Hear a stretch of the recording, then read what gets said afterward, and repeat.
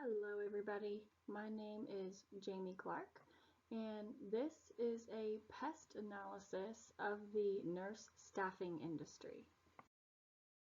Before we dive into the nurse staffing industry and nurse staffing agencies and the nurse staffing shortages, a quick overview on what a PEST analysis actually is. PEST analysis examines external forces that affect an industry or a company, and those are political, economic, societal, and technological. Political forces are what politics are doing to markets or businesses. They can be government regulations, legal issues that affect the company's ability to be profitable and successful. Economic issues or factors that can impact a company's success as well, or can play a role in how they operate, looking at interest rates, inflation, unemployment, GDP, etc. Societal issues are how a business can analyze the socioeconomic and societal environments of the given industry's market, and how to understand consumers' needs and expectations and how they may impact the business. And finally, technological is how the development of new products and services can impact the industry and businesses and force them to pivot their strategies. So what are nurse staffing agencies, you may ask? These are companies that have essentially two customer bases. The first are nurses or individuals that will fill vacancies, and the second, where they get their revenue, is from hospitals or long-term care facilities or outpatient clinics that list vacancies for these staffing agencies to fill. Individuals that fill those vacancies are contracted for labor, usually for a limited amount of time with limited training and onboarding, and are essentially passed on to that manager to be an extension of the team. So agencies do not directly supervise the client's work sites and do not really have any role in managing those nurses or staff that fill the roles. Nurse staffing agencies, the market is hot, so the demand for agencies has increased in the pandemic, along with the price paid to fill these vacancies. A pretty shocking statistic is the average nurse is paid about $3,000 per week now when they take these travel gigs or roles outside of the core staff. So for those of you that don't know about the nursing shortage, here are a few statistics that contribute to the nurse staffing market and industry. About 1 million RNs will retire by 2030. This, combined with the aging population, is really contributing to the limited staff available. The nurse staffing market size has exponentially grown over the past few years, especially in the pandemic, and is expected to be around 48.6 billion by 2027. And the average number of RNs per 1,000 people is alarmingly low. So as you can see on the right, there's a map of the United States that references how many nurses there are per 1,000 people. For example, in North Carolina, there are 10.5 nurses per 1,000 people. Let's dive into some political forces influencing the healthcare staffing industry. The first being the federal health insurance spending, specifically funding for Medicare and Medicaid. This can mean several things, but we are seeing more and more people uninsured through their employer, and even aging, getting into that Medicare realm, where they are needing more access to care. Hospitals are also seeing less reimbursement for populations under federal health insurance. So less reimbursement means less margins to pay their nurses, their core staff nurses. The second force we're seeing are some federal subsidies, especially coming out of the pandemic. So with the Provider Relief Fund and the Paycheck Protection Program, hospitals are able to use some of those dollars to offset some of the contracting costs and expenses that they are putting towards filling those gaps by staffing agencies and travel nurses. The third are some bills that are being presented to Congress to prevent price gouging. So right now, staffing agencies are charging hospitals upwards of 1/3% higher than they are actually paying the nurses. And so some states are putting in some policies around price gouging and preventing staffing agencies to take advantage of the pandemic. It allows them to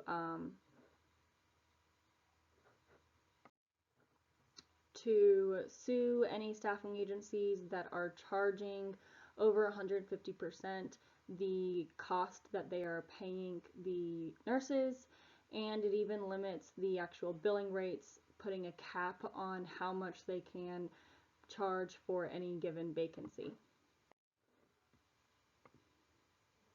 And finally, we're also seeing some legislation that makes it easier for nurses to be credentialed. This is great for the healthcare staffing agency because it gives access to more nurses.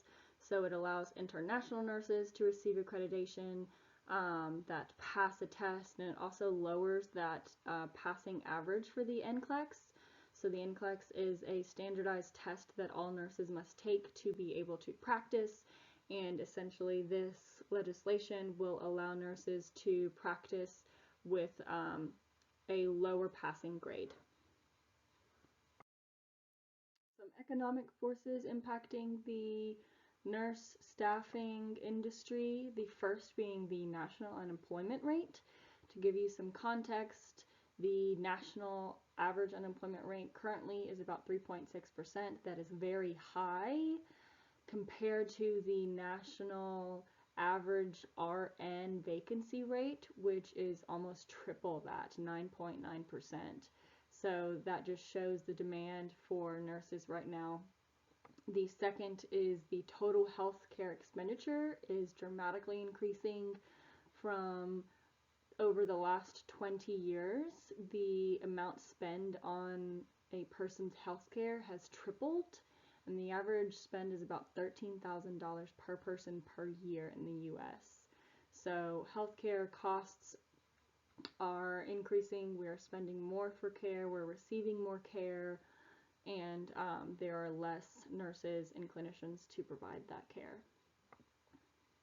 The demand for nurse contracts is increasing. So pre-pandemic, the nurse travel agencies were doing pretty well, cruising, not growing exponentially until the COVID-19 pandemic, where we have seen over 70% increase in the demand for nursing and vacancies available in hospitals and other facilities. And then finally, the public health crisis, COVID-19, caused governments to spend over $119 billion. That is a bundle of what Operation Warp Speed costs, whether in vaccine development, stimulus checks, etc. And then also hospitals are spending significantly more to battle this public health crisis as well. There are many societal forces impacting the industry, the first being the aging population. So 10,000 baby boomers turn 65 every day, which requires them to consume more healthcare, being put on Medicare, and there are less and less nurses to take care of them. Second, the lack of primary care. So emergency departments are filling up with non-emergency events because people are uninsured or underinsured and do not have an established primary care physician. Emergency departments are being used for basic things like migraines, sprained ankles, things that should be routed to primary care, which could offset some of the costs because emergency department visits are very, very expensive. The third is there is a national teacher and student nursing shortage. So nurses make more money practicing rather than teaching, which contributes to the limited number of nursing students and programs. You hear right now that nursing programs are very competitive, and that is simply because there's a limited amount of space because there is a limited amount of teachers available.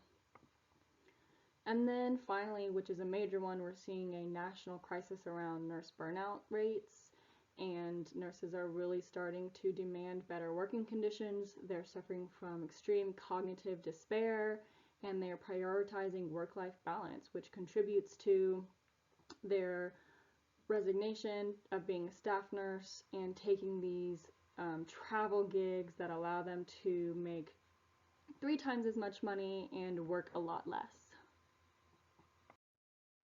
And finally, some technological forces influencing the industry. The first, we are seeing some movement towards blockchain credentialing.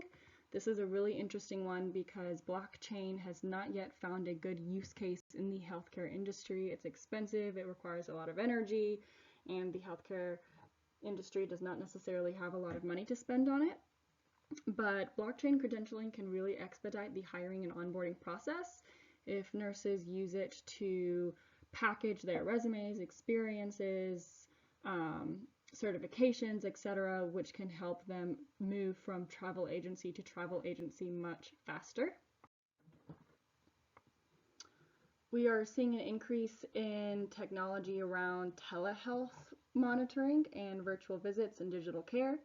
So telehealth nursing and nurse applications can help with remote assistance and really reduce the burden on bedside nurses.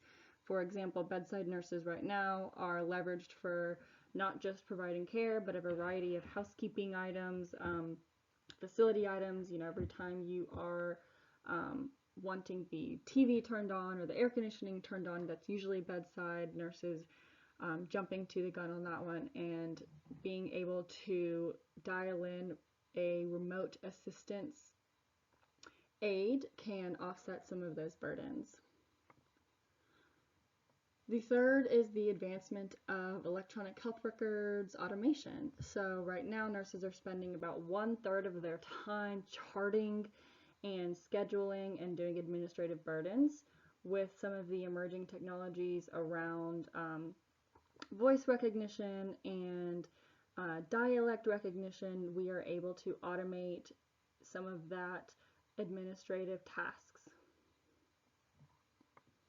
And lastly, the increased R&D activity, like in any other industry, where you see increased research, they are increased emerging technologies and startups, which will continue to evolve the nursing experience. So we know that the nursing role looks a lot different than it did 20 years ago, and we expect that the nursing role will continue to evolve and look different as healthcare delivery changes. And this will also impact the number of nurses available, the job description, and the amount that hospitals and providers and payers are willing to pay for those nurses. So in conclusion, the healthcare staffing industry is a red-hot growing industry, and we continue to see money being poured in there by private equity, venture capital, and even public funding. There will be some limitations implemented soon on the profit margins to start getting control of the actual expenditure there. But we know that healthcare will continue to grow in its cost, and we will continue to see increased spending. And there's also an increased aging population. So how we figure out how to balance that with the actual care delivery process will be all based on how we evolve our education and teaching programs, and additionally to how we leverage technology. And lastly, here are some of the sources I used in my research. Thank you so much. I really hope you enjoyed this presentation.